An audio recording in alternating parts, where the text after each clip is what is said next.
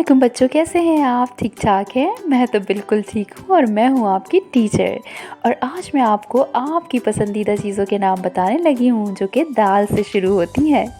जी हाँ, तो फिर आज हम आपको सिखाएंगे दाल। ये है दाल। दाल, दाल से दरख्त, दाल से दरख्त, दाल से दरख्त। ये सेब का दरख्त है और ये माल्टे का दरख्त है। हर दरख्त पर मुख्तलिफ किस्म के फल लगे होते हैं। दरख्त पर तो परिंदे भी अपना घोंसला बनाते हैं, यानी घर बनाते हैं और मज़े से रहते हैं। दरख्त की छाँव में हम बैठकर पढ़ते हैं। दरख्त की छाँव में बहुत ठंडक होती है। दाल से दरख्त, दाल से दुनिया, दाल से दुनिया, दाल से दुनिया। हमारी दुनिया बहुत बड़ी है। हम सब इस दुनिया में रहते हैं। दुनिया अल्लाह ताला ने बनाई है। दाल से दुनिया। दाल से दूध, दाल से दूध, दाल से दूध। सब बच्चे शौक से दूध पीते हैं। दूध पीने से बच्चों की हड्डियां और दांत मजबूत हो जाते हैं। मुझे और मेरी छोटी बहन को तो दूध बहुत पसंद है। दाल से दूध। दाल से दही, दाल से दही, दाल से दही। दही सेहत के लिए बहुत अच्छी होती है।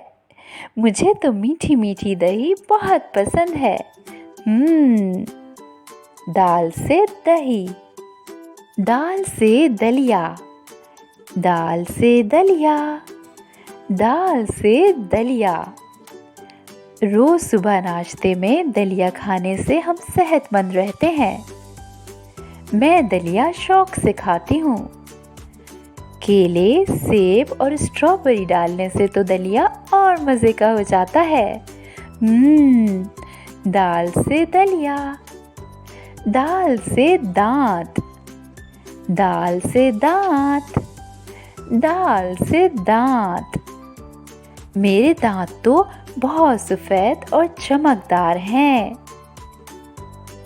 रात को सोने से पहले हमें अपने दांतों पर ब्रश करना चाहिए, क्योंकि इस तरह हमारे दांत सेहतमंद रहते हैं और मजबूत भी हो जाते हैं और फिर हम सब कुछ खा सकते हैं।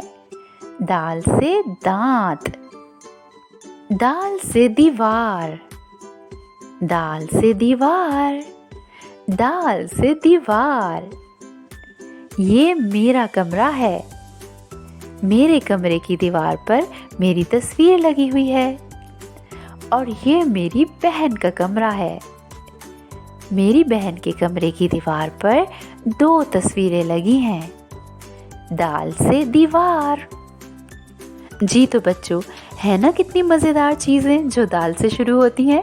तो अब आपको इन्हें याद रखना है और याद रखने के लिए दोहराना तो होगा।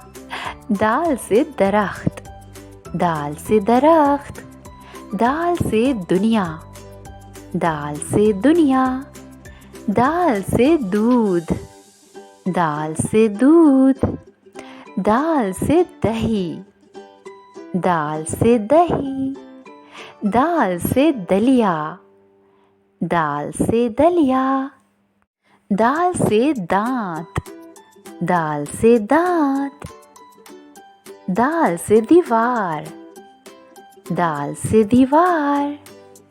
जी बच्चों, मुझे तो लगता है कि आज का सबक आपको बहुत अच्छा लगा होगा। ये सारी वो चीज़ें हैं जो दाल से शुरू होती हैं। सबक को याद भी रखिएगा और अपना ख्याल भी रखिएगा। और अब अपनी टीचर को इजाज़त दीजिए। फिर होगी आपसे मुलाकात। अल्लाह हाफ़िज़।